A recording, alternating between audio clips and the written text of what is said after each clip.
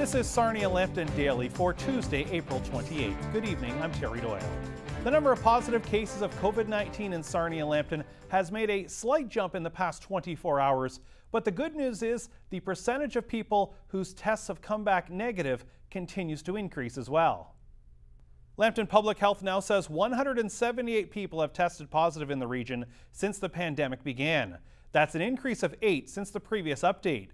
4 more people are considered recovered. This means there are currently 80 active cases in the region. In the last batch of test results received, 6% of those people tested came back positive. Previous results were coming back with at least 10% positive, meaning more people and more test results are coming back negative. There has been a new institutional outbreak declared. A staff member of Summach Lodge in Sarnia has tested positive. Only one positive case of a resident or staff member triggers an outbreak being declared by public health. It was not a good day for provincial numbers as Ontario recorded 52 new positive cases, an uptick after a downward trend for the past few days. There were also 59 COVID-related deaths in Ontario over the past 24 hours, the most in a single day since the pandemic began. Throughout the pandemic, we've checked in with organizations and officials throughout Sarnia Lambton, and whether it's in the city or in the county. Let's go to Lambton County now. The General Manager of Social Services joins me now. Valerie Colasanti is here. And Valerie, first of all, a feather in the cap to Lambton County. As I understand, a federal funding program has been announced, and one of only 6 across the country in regards to homelessness. Fill us in on that, please. Yes, Lambton was just thrilled to find out that our application to be a designated community under the federal Reaching Home strategy was approved. It was publicly announced last week. Reaching Home, I'll tell you a little bit about it. Reaching Home Canada is the homeless strategy. It's our national homeless strategy, and it's aimed at preventing homelessness across Canada. It will provide Lambton County with about $2.2 million over the next 4 years, so fairly significant dollar amount. And it supports the national housing strategy. And in particular, it supports the most vulnerable in our community who find themselves homeless. And it's going to help them find safe, stable housing. Because I think we can all agree that everyone deserves to have a safe place to live and a safe place to call home. Under the strategy, the main goal is to reduce homelessness by 50% by 2028. In Lambton County, we're going to be a little more ambitious. And we're actually hoping to reduce chronic homelessness by 50% in 2024. And we're hoping that we'll eliminate homelessness altogether by 2025. Wow, that's great to hear that certainly Lambton County recognized. Now, how did this, sounds like this application had gone in. Obviously, it's a process. What were sort of the key criteria they were looking for to be able to grant this for Lambton County among the places across the country? So designated communities have been around for a number of years, and typically only communities with a larger population, larger than 150,000 could apply. So in the past, Lambton wasn't able to apply. In March of 2019, they opened up the application again, and it could be for any community who had severe issues with homelessness. And I know lots of people say to me, I don't see homeless people really walking around the streets in Lambton or even in Sarnia like you do in the city of Toronto, but it's here. It's just a little more hidden. People tend to be couch surfing. They go from place to place. They're more precariously housed. They might be living in motels, which is okay in the short term, but it's certainly not a home for anyone. So we do have homelessness. So we put in the application in March, and we said that, well, we have some really amazing service providers here in Lambton County, and we have some great programs, and I can maybe talk a little bit about some of them after. We don't have a system. We don't really have a system that will assist people who present that are homeless in getting in touch with all of these programs. So we put in a proposal almost a year ago, and in September of 2019, we were advised that we could go on to the second phase. And in that phase, we talked about how we wanted to implement a real homeless system that would assist anyone who presented at any agency. They would go through the same path in Lambton County and become housed. So we just found out, like I said last week, that our proposal was accepted and effective April 1st. So we'll start to see those dollars already in our community. You talked about the fact there are many agencies doing some great work here locally and obviously partnering with the county as well. And that's the one thing we see is there are a lot of people willing to help in Sarnia Lambton. Absolutely. Everyone is concerned about homelessness, and again, everyone wants to see their neighbors housed. We use different partners. We use Canadian Mental Health Association, certainly works with individuals who suffer from mental health or addictions, and they provide them with apartments, rent supplements, and all of the supports needed to remain housed. It's not it's not that hard to find an apartment actually, although certainly our vacancy levels are much lower than they were a few years ago. It's providing the supports to make sure that someone remains housed. That's what's important. The CMHA is a huge partner. Lambton Elderly Outreach is a partner. Rebound provides supports for youth in our community. They're one of the agencies who provide supports for youth, and they work at Ohana Landing as well, our new transitional housing that we put in through Home for Good. So those are some of the programs, but again, they're not coordinated. Someone could approach CMHA, someone could approach social services. So how do we make sure that everyone is getting the services they need? And we're going to implement what's called a coordinated access system. And that's what these dollars are going to allow us to get, is that coordinated access system. So we mapped that out in our proposal, and I think that's why we were successful. And we had a lot of community support. A lot of our partners wrote letters to the government supporting the proposal as well, and I think that really helped. So it's the big part of this where you talk about various agencies helping people, but even more, as you said, sort of that path to put people on the road to be housed permanently, rather than sort of the mode we see where people are sort of get a bit of housing, but then, as you said, be able to maintain it. Absolutely. It's called a coordinated access system. And when someone presents, and it doesn't really matter what agency they present at, what we're going to do is a vulnerability assessment with each person. It's a standardized tool, and it will tell us how much at risk they are. Are they high, medium, or low? Will also tell us what services they really need. So once everyone goes through that system, then we'll be able to refer them to those agencies. We're going to use a federal system called HIFIS. It's the Homeless Information and Family System. Everyone will be put into that system. And again, it'll just help us. We really don't have a good handle on the exact number of people who are homeless in Lambton County.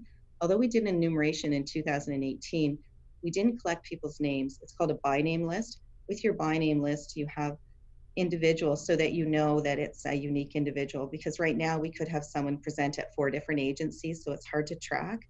With the coordinated access and the by name list, we'll be able to tell you at any point in time how many people are homeless in Lambton County.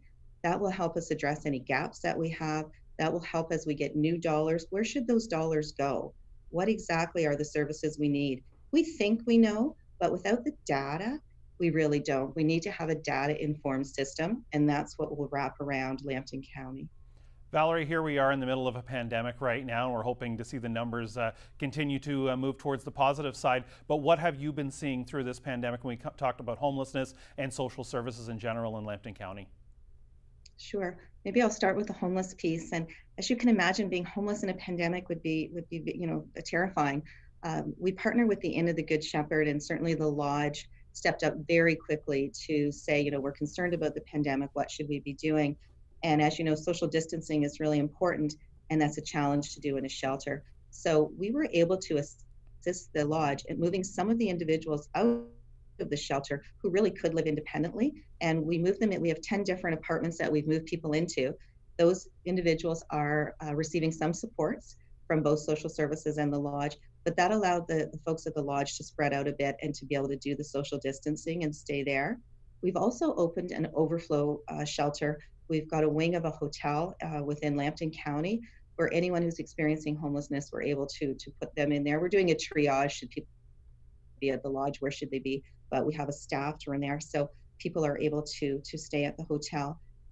So we've got folks, throughout Lambton County, and ideally at the end of the pandemic, which I hope is very soon, we will be able to move those individuals into permanent housing.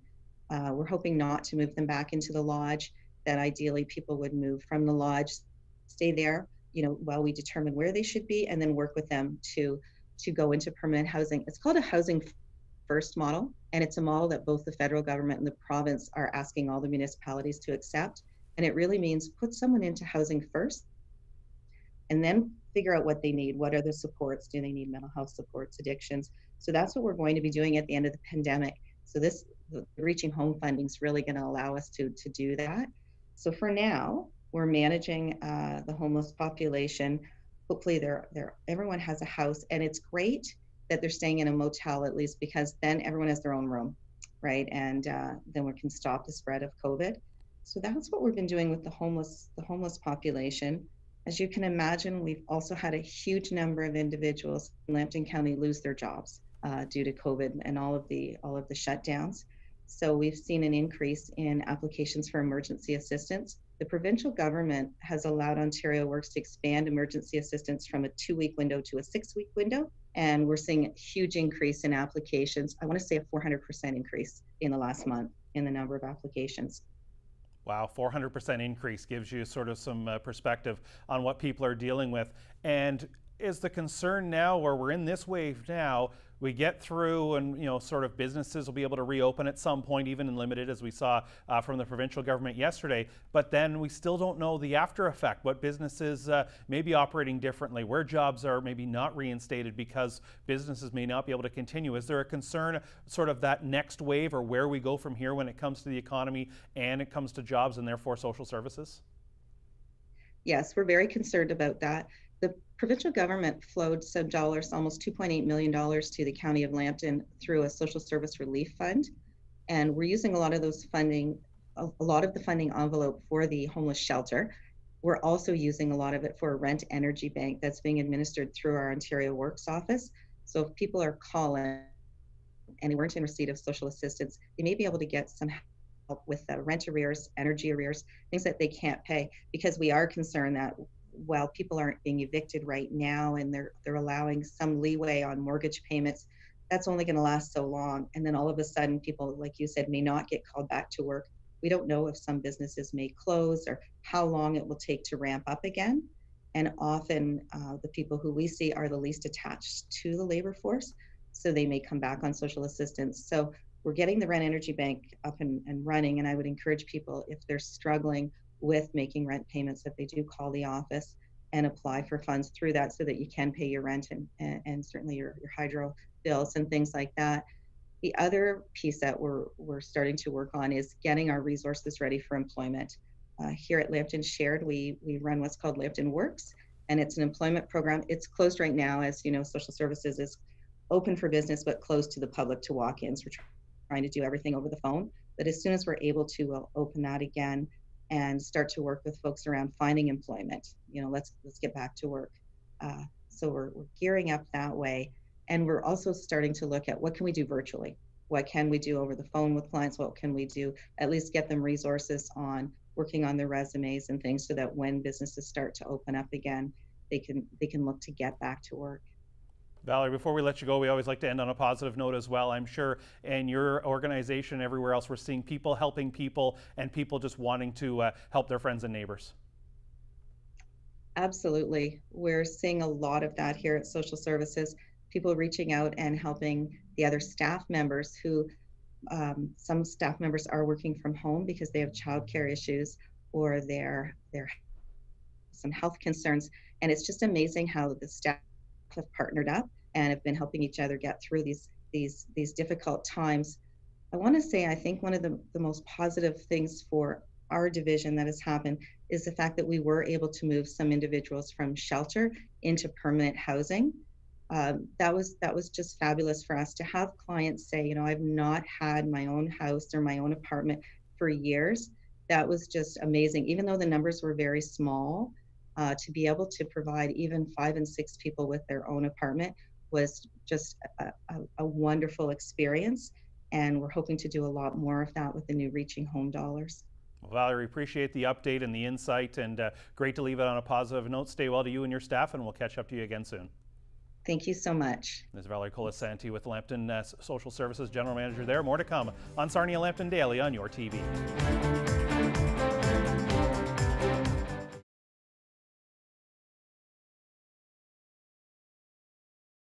Welcome back to Sarnia Lambton Daily. While many organizations are having to adjust during this pandemic, do things a little differently, but still maintain their services because, of course, the need is still out there in the community. Let's check in with Melanie Boak right now. She is the CEO of the Alzheimer Society of Sarnia Lambton. And Melanie, I've got to think what I just described is probably a lot of what your organization is dealing with right now. That's right, Terry. Thanks for having me on. It is hard to reach out to people in the best of circumstances to provide our services. People are reluctant oftentimes to get help needed.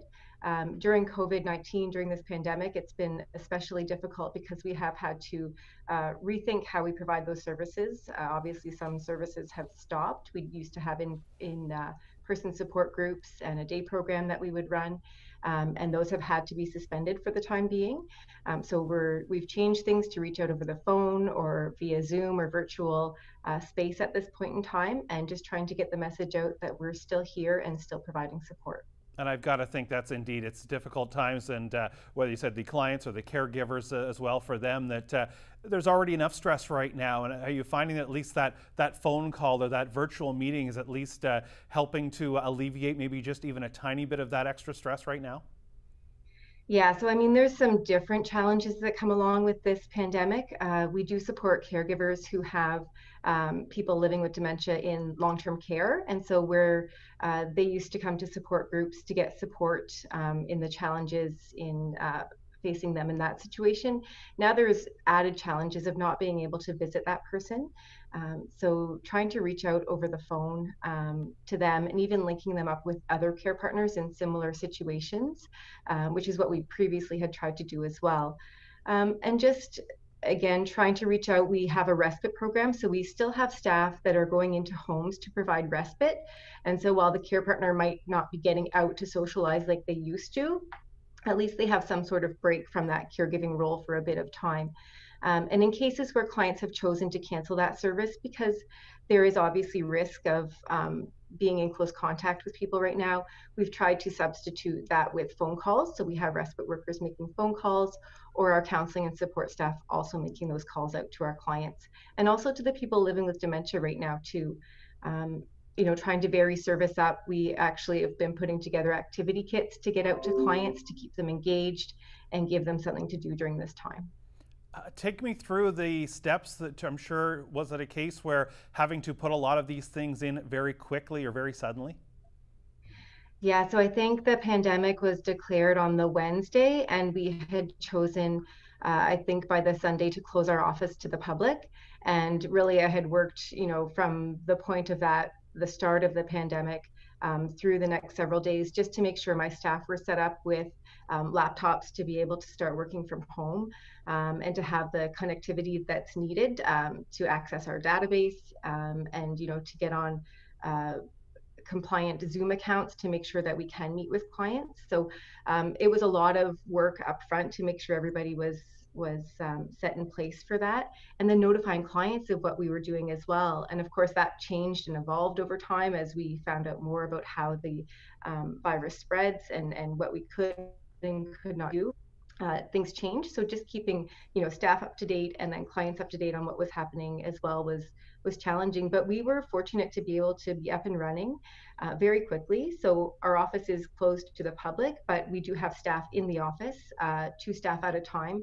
And the reason not everyone is in the office is just to adhere to that physical distancing piece. We are in a small office space. We want to ensure that staff aren't at risk as well, or as minimal risk as possible. So we do have staff in the office answering phones, contacting clients, and then we have staff working in home as well, in their own homes, who can connect with clients that way too. Have you found that now that you're into a little bit of a different routine, it's helped the staff morale where everybody's sort of now into something new, but as you said, still at least having a couple people, for example, in the office at a time, it's helping with their own being able to work together that way? Yeah, so we actually, the Alzheimer Society is, we're our own independent organization, but we're federated with all the Alzheimer societies across Ontario. So the bulk of my mornings each day are spent on a call with those other leaders from those societies, learning from what they're doing and sharing information that way. And then shortly after that, I meet with my team every day.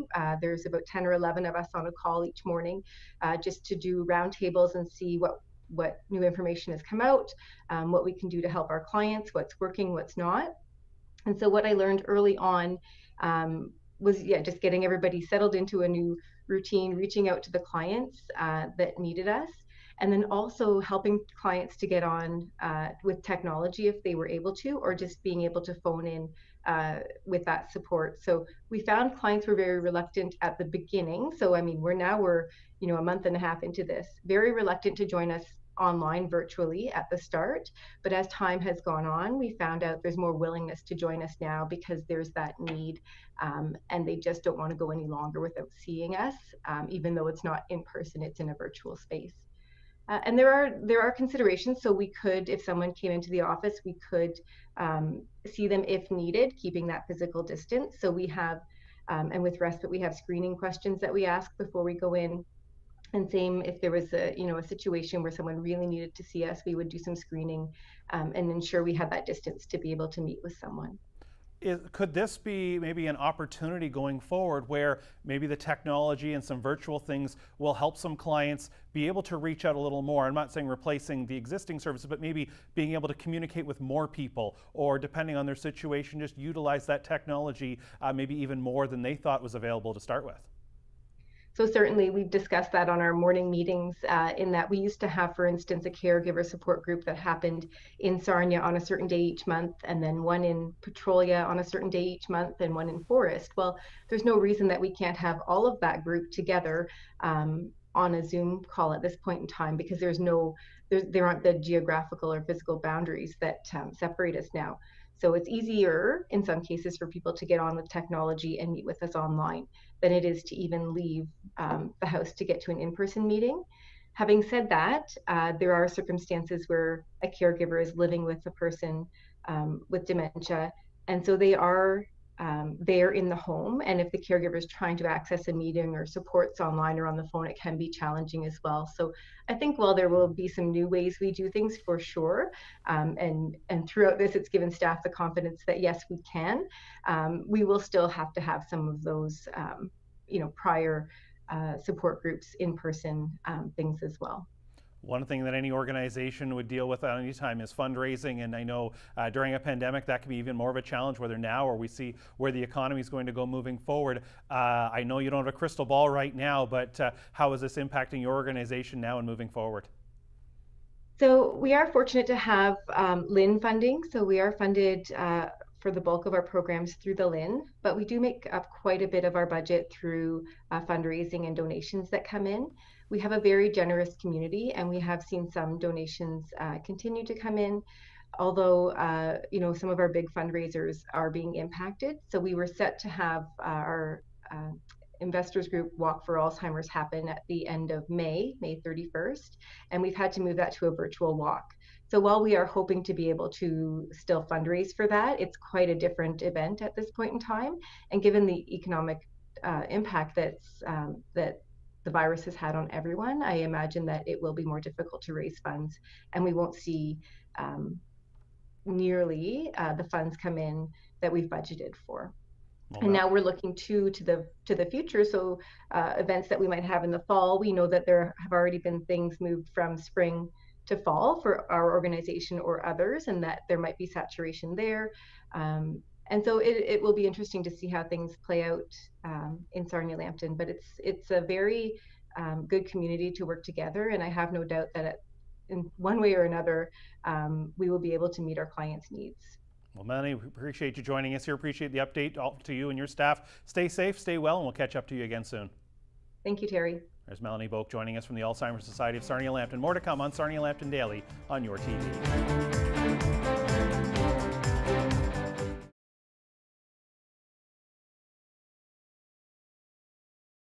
That's going to do it for Sarnia Lambton Daily for this Tuesday, April 28th. I'm Terry Doyle. Thank you for joining us. We will see you tomorrow.